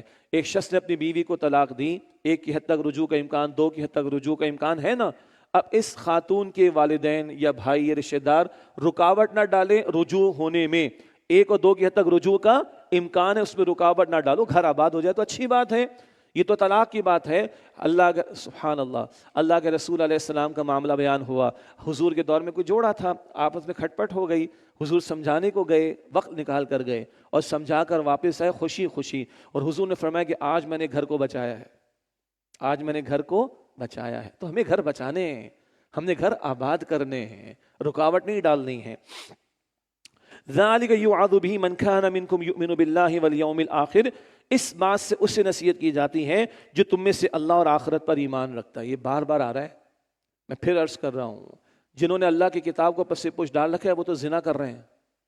ان احکام پر عمل کون کرے گا؟ جو اللہ پر ایمان رکھے گا, جو آخرت پر ایمان رکھے گا, جو راتیں قرآن کے ساتھ لگائے گا, جو اپنے اوقات کو قرآن کے ساتھ لگائے گا, جو دین کے محافل میں آئے گا, اس میں خوف خدا ہوگا نا, اس کو پتا ہوگا یہ اللہ کے احکامات ہیں. فرمایا ذالکم ازکا لکم اطہر, یہی تمہارے لیے بہت پاکیزہ اور نہایت ستھری بات ہے. کیا؟ گھر آباد رہیں, شوہر بیوی کا تعلق قائم رہے, گھروں کے اندر جو ہے وہ حیا کا اہتمام ہو, گھروں میں پاکیزگی کی بات ہو. یہ تمہارے لیے پاکیزہ تر ہے, نہ کہ وہ زنا کے راستے اور ٹوٹتے گھرانے, نہ. ذالکم ازکا لکم اطہر, یہی تمہارے لیے بہت پاکیزہ اور نہایت ستھری بات ہے. واللہ یعلم وانتم لا تعلمون, اور اللہ جانتا تم نہیں جانتے. والوالدات يرضعن اولادهن حولين كاملين لمن اراد ان يتم الرضاعه, اور مائیں اپنے بچوں کو دودھ پلائیں پورے 2 سال تک. یہ حکم اس کے لیے ہے جو دودھ پلانے کی مدت پوری کرنا چاہتا ہے. 2 سال میکسیمم ہے, اس سے پہلے دودھ چھوڑایا جا سکتا ہے. آج کل تو عورتوں کو اسمارٹ رہنے کا بڑا شوق ہے جی, فیڈنگ نہیں کرانی. اللہ کی بندیوں, اب ڈاکٹر سے ہی پوچھ لو جا کر, بریسٹ کینسر بڑھتا چلا جا رہا ہے, کروا لو علاج, دودھ پلاؤ بچوں کو, اور یہ حق ہے بچے کا. ورنہ پھر کیا ہے, کبھی ماضی کی بات ہے 50 سال پہلے اگر کوئی ماں کہہ دیتی کہ بیٹا تیرا دودھ معاف نہیں کروں گی تو بیٹا ہل جاتا تھا نا, یاد ہے, ہل جاتے تھے نا, اماں معاف کر دے. تو ایک ماں نے کہا چند سال پہلے بیٹا تیرا دودھ معاف نہیں کروں گی, تو پتہ ہے بچے نے کیا کہا, اماں ڈبے کا پلایا تھا تم نے. تو بچہ پھر یہی کہے گا نا, بٹ نیچرل. 50 سال پہلے ہم ہل جاتے تھے نا, ہمارے آبا و اجداد ہل جاتے تھے اگر ماں نے جملہ کہا. اب ماں یہ کہے تو بچہ کیا کہتا, اماں ڈبے کا پلایا تھا. استغفر اللہ. اور آج ثابت شدہ بات, یہ تو اللہ کا حکم ہے, ثابت شدہ بات ہے کہ بچے کے لیے سب سے اہم ترین غذا کیا ہے, جو اس کے ماں کے وجود میں اللہ تعالیٰ نے رکھی ہے. تو میکسیمم 2 سال, اس سے پہلے چھوڑایا جا سکتا ہے. وعلی المولود لہ رزقہن وکسوتہن بالمعروف, اور جس کا بچہ ہے اس باپ کے ذمے ہے ان ماؤں کا کھانا اور ان کا لباس معروف طریقے کے مطابق. سنیے یہاں بچہ بہت امپورٹنٹ ہے, بچے کی پروٹیکشن دیکھیے. ایک شخص کا بچہ ہے, اس شخص نے اپنی بیوی کو یعنی بچے کی ماں کو طلاق دے دی, تو بچے کا تو کوئی قصور نہیں ہے نا, طلاق کی عدت تو پوری کرے گی وہ خاتون. بچے کی اس ماں کو خرچہ دینا ہے اس کے بچے کے ابا نے, تاکہ ماں کے وجود میں غذا جائے گی تو بچے کی غذا کا اہتمام ہوگا. اور جب تک یہ دودھ پینا ہے بچے نے, یہ خرچہ بچے کے ابا نے دینا ہے. بھائی بات سمجھ آ رہی ہے؟ یہ بچے کی چائلڈ پروٹیکشن یہ قرآن بتا رہا ہے. سبحان اللہ. لا تکلف نفس الا وسعها, کسی شخص پر اس کی گنجائش سے زیادہ ذمہ داری نہیں ڈالی جاتی, جس کی جس قدر وسعت وہ خرچ کرے. لا تضار والدۃ بولدها, نہ ماں کو اس کے بچے کی وجہ سے نقصان پہنچایا جائے, ولا مولود له بولدی, اور نہ ہی باپ کو اس کے بچے کی وجہ سے نقصان پہنچایا جائے. یعنی کہ ماں دودھ پلانا چاہتی اور بچے کو چھین لیا جائے, ظلم نہ کرو. ماں کی ممتا کو چیلنج نہ کرو, اس میں رکاوٹ نہ ڈالو. اور نہ یہ کہ کوئی خدا نہ خاصہ بچے کی ماں بچے کے باپ سے جس سے طلاق دے دی ہے 50,000 دو گے تو پلاؤں گی, یہ باپ کو ستانے کے مترادف ہو جائے گا. نہ ماں گڑبڑ کرے نہ باپ گڑبڑ کرے. پروٹیکشن کس کی ہو رہی ہے؟ بچے کی. یہ سمجھائیں بچوں کو. ان بچوں کا سب سے بڑا خیر خواہ اللہ سبحانہ و تعالیٰ ہے, بندوں کا سب سے بڑا خیر خواہ اللہ سبحانہ و تعالیٰ ہے. اور سنیں وعلی الوارث مثل ذلک, اور وارث پر بھی اسی طرح کی ذمہ داری ہے. اگر اس بچے کے باپ کا انتقال ہو گیا اور دودھ پینا ہے بھی اس نے, تو اس کی ماں پر وہ لوگ خرچہ دیں گے یا خرچ کریں گے جو کل اس بچے کے وارث بنیں گے. جو کل اس بچے کے وارث بنیں گے, جو مرد ابھی ہیں, ان کے ذمے ہوگا اس بچے کی ماں پر خرچ کریں, تاکہ ماں کے وجود میں غذا جائے گی تو بچے کو غذا ملے گی. بھائی یہ قرآن ہے, یہ عجیب کلام ہے خدا کی قسم. اللہ اکبر. فَإِنْ أَرَادَ فِصَالًا عَنْ تَرَاضٍ مِّنْهُمَا وَتَشَاوُرٍ فَلَا جُنَاحَ عَلَيْهِمَا, تو اگر وہ دونوں دودھ چھڑانے کا ارادہ کر لیں اپنی باہمی رضامندی اور مشورے سے, تو ان دونوں پر کوئی گناہ نہیں ہے. فار اینی ریزن ماں پلا نہیں سکتی, فار اینی ریزن, یا چھڑانا چاہتے ہیں باہمی مشاورت کے ساتھ تو چھڑا سکتے ہیں. وَإِنْ أَرَدْتُمْ أَن تَسْتَرْضِعُوا أَوْلَادَكُمْ, اور اگر تم چاہو کہ تم کسی دائیہ سے اپنی اولاد کو دودھ پلواؤ, کسی اور خاتون سے دودھ پلوانا چاہو, فَلَا جُنَاحَ عَلَيْكُمْ, تو بھی تم پر کوئی گناہ نہیں ہے. اِذَا سَلَّمْتُمْ مَا آتَيْتُمْ بِالْمَعْرُوفِ, جبکہ تم اس خاتون کو پورا ادا کر دو جو بھی تم نے بھلے طریقے پر دینا طے کیا ہے. کسی اور عورت سے دودھ پلواؤ گے تو خرچہ دو اس کو, تاکہ اس کے وجود میں غذا جائے گی تو بچے کو غذا ملے گی. واتقوا اللہ. اللہ اکبر. اللہ کہہ رہے یہ بچے کے دودھ پلانے کے معاملے میں بھی اللہ سے ڈرو, یہ گھر گھر ہنسی کے معاملات کو سلجھانے میں بھی اللہ سے ڈرو. واتقوا اللہ, اور اللہ کی نافرمانی سے ڈرو. وَاعْلَمُوا أَنَّ اللَّهَ بِمَا تَعْمَلُونَ بَصِيرٌ, اور جان لو کہ بے شک جو تم کر رہے ہو اللہ اسے خوب دیکھنے والا ہے. وَالَّذِينَ يَتَوَفَّوْنَ مِنْكُمْ وَيَذَرُونَ أَزْوَاجًا, اور جو لوگ تم میں سے فوت ہو جائیں اور بیویاں چھوڑ جائیں, يَتَرَبَّصْنَ بِأَنفُسِهِنَّ أَرْبَعَةَ أَشْهُرٍ وَعَشْرًا, تو چاہیے کہ وہ بیویاں اپنے آپ کو 4 مہینے اور 10 دن انتظار میں رکھیں. یہ بیوہ کی عدت کی مدت کا بیان ہے. بیوہ کی عدت کی مدت کا بیان ہے 4 مہینے 10 دن قمری تاریخ کے اعتبار سے. 2-4 سوشل میڈیا پر ان لوگ ہیں انہوں نے اس کا بھی انکار کر ڈالا, پھر ڈرامے والوں نے بھی ڈرامے بازی کر ڈالی. کھلواڑ ہو رہا ہے اللہ کی کتاب اور اللہ کے دین کے ساتھ, اور مملکت خداداد پاکستان میں ہو رہا ہے. پیمرا والے بھی اجازت دے رہے ہیں اس کی, اور سارے لوگ اجازت دے رہے ہیں. انا للہ و انا الیہ راجعون. کھلواڑ ہو رہا ہے اللہ کی کتاب کے احکام کے ساتھ. یہ ہے عدت بیوہ کی 4 مہینے 10 دن. فَإِذَا بَلَغْنَ أَجَلَهُنَّ فَلَا جُنَاحَ عَلَيْكُمْ فِي مَا فَعَلْنَ فِي أَنفُسِهِنَّ بِالْمَعْرُوفِ, تو جب وہ بیوائیں اپنی عدت کی مدت پوری کر لیں تو تم پر کوئی گناہ نہیں ہے کہ وہ جو بھی اپنے حق میں معروف طریقے کے مطابق فیصلہ کریں. واللہ بما تعملون خبیر, اور جو کچھ تم کر رہے ہو اللہ اس سے خوب واقف ہے. یعنی بیوہ کی عدت پوری ہو گئی, اگر وہ کہیں نکاح کی خواہش مند ہے تو اس میں رکاوٹ نہ ڈالو. ہندوانہ تہذیب کے اثرات لے کر آئے نا, ہمارے یہاں بھی کیا ہے جی, جل کر ستی ہو جائے, شوہر کی چتا کے ساتھ جل جائے, بیوہ کا نکاح نہ ہو. یہ ظلم تو انہوں نے کیا ہندو مت کے ماننے والوں نے, اور مسلمانوں میں بھی ظالم کھڑے ہو گئے جو بیوہ کے نکاح کو معیوب سمجھتے ہیں, معاذ اللہ. اور اللہ کے رسول علیہ السلام نے اما عائشہ کنواری تھیں، باقی سارے نکاح جو کیے کن سے کیے؟ بیوہ عورتوں سے کیے۔ اللہ کے پیغمبر نے اگر یتیم کی کفالت پر جنت کی بشارت دی تو حضور نے فرمایا جو کسی بیوہ کی کفالت میں لگ جائے، کسی بیوہ کے ساتھ حسن سلوک کرے، وہ اللہ کی راہ میں لگا ہوا ہے۔ یہ اللہ کے پیغمبر فرما رہے علیہ الصلوۃ والسلام۔ اگر کچھ لوگوں میں سنت پر عمل کرنے کی ہمت نہیں ہے تو کوئی بات نہیں، لیکن انکار تو نہ کریں، بیوہ کے نکاح پر کامنٹس پاس نہ کریں۔ ایسے غلیظ قسم کے کامنٹس لوگ پاس کرتے ہیں کہ ہل جاتا ہے بندہ، میں نہیں کوٹ کر سکتا آپ کے سامنے۔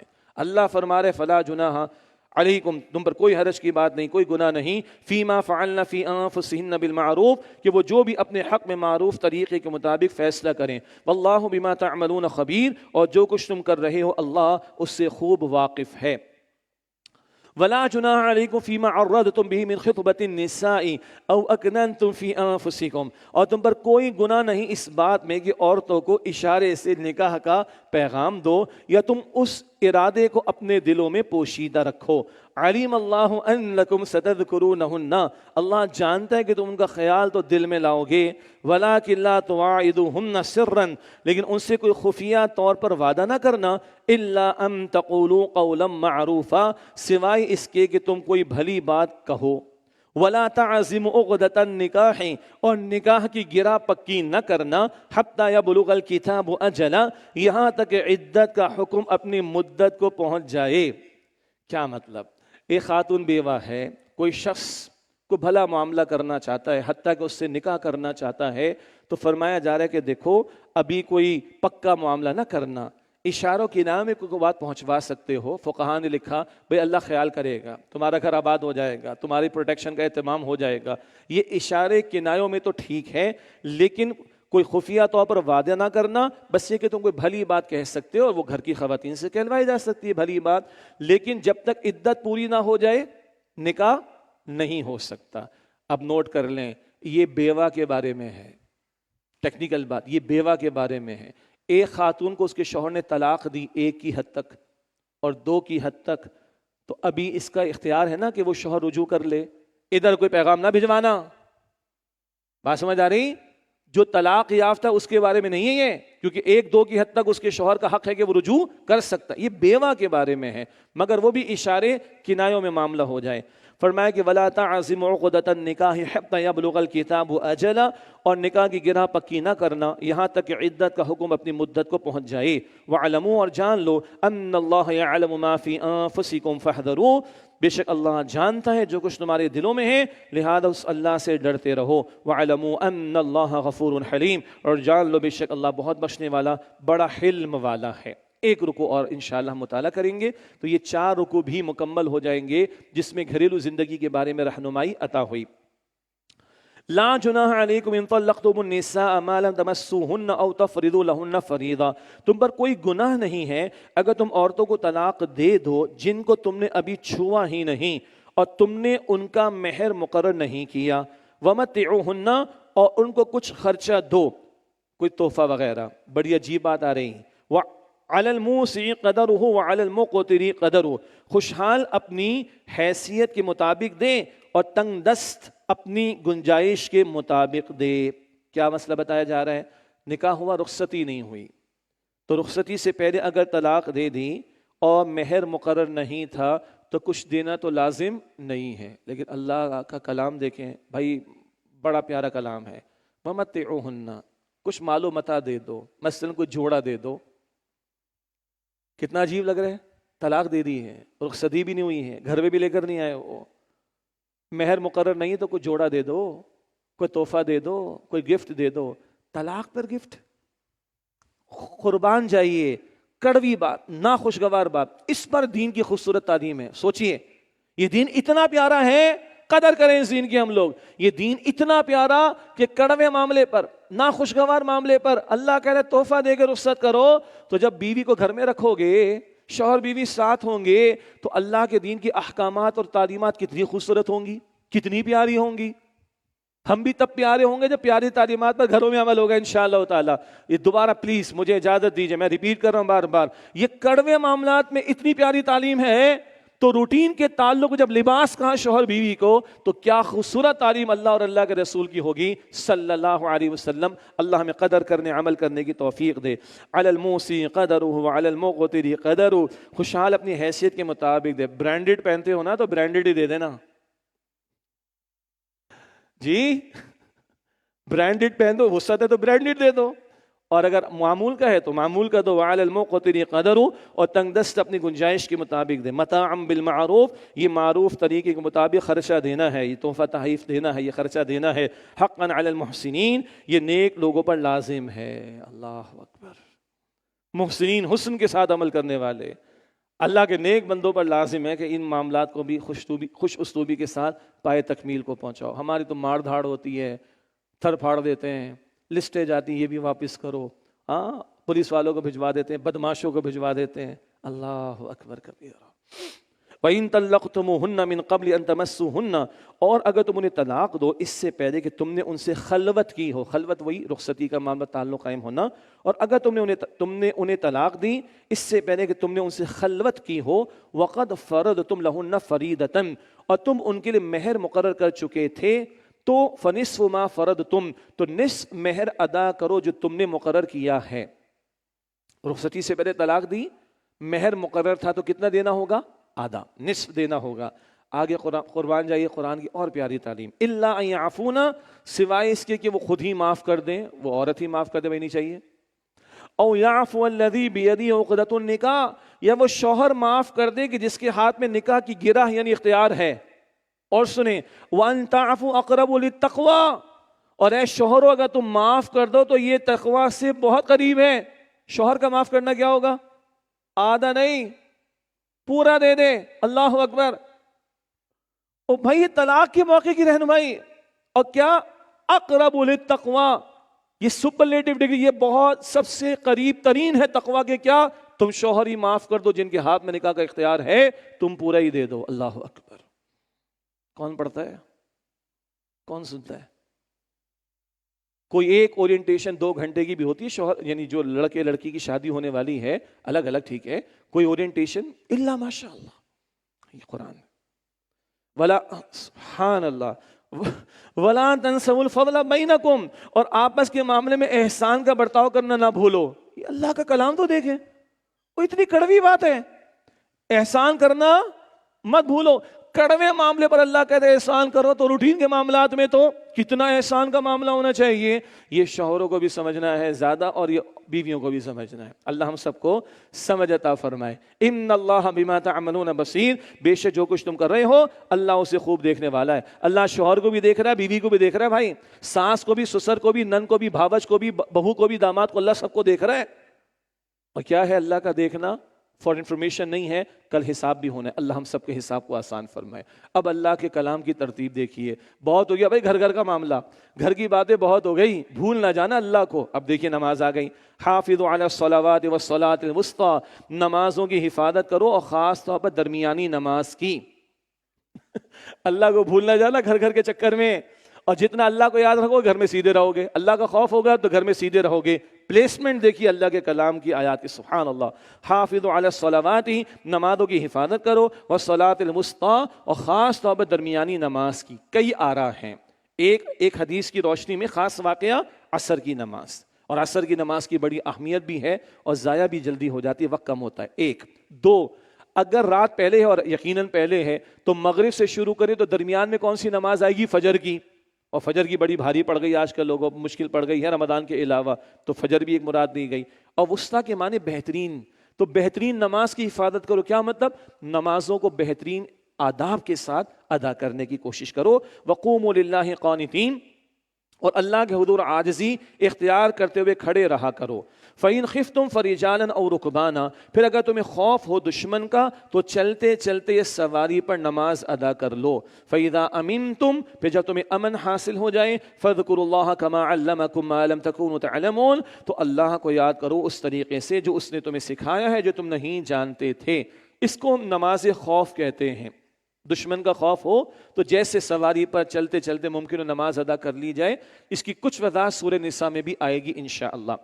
والذین یتوفون منکم ویذرون ازواجا, فَإِذَا أَمِنْتُمْ فَاذْكُرُوا اللَّهَ، پھر جب تمہیں امن حاصل ہو جائے تو اللہ کو یاد کرو، کما علمکم، جیسے اس طریقے پر جو اللہ نے تمہیں سکھایا۔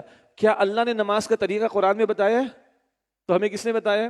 اللہ کے رسول نے علیہ السلام۔ یہ سنت کی اہمیت ہے۔ ما لم تکونوا تعلمون، جو تم نہیں جانتے تھے۔ والذین یتوفون منکم ویذرون ازواجا، اور جو لوگ تم میں سے فوت ہو جائیں اور بیویاں چھوڑ جائیں، وصیۃ لازواجہم متاعا الی الحول غیر اخراج، انہیں چاہیے کہ اپنی بیویوں کے لیے وصیت کر جائیں 1 سال تک خرچہ دینے کی اور انہیں گھر سے نہ نکالنے کی۔ یہ حکم اول تھا کہ بھئی اگر کسی شخص کا انتقال کا معاملہ تو میری بیوی کو گھر پہ رکھنا 1 سال کے لیے، خرچہ بھی دینا۔ لیکن بعد میں شریعت میں وراثت کے احکامات آ گئے، اور سورہ نساء آیت نمبر 11 اور 12 میں وراثت کے احکامات میں شوہر اور بیوی کا حصہ بھی بیان ہو گیا 1، اور بیوہ کی عدت بھی بیان ہو گئی۔ آیت نمبر 234 میں ہم نے پڑھا کتنی؟ 4 مہینے 10 دن کی۔ تو یہ جو اب بات ہم پڑھ رہے ہیں یہ منسوخ ہے۔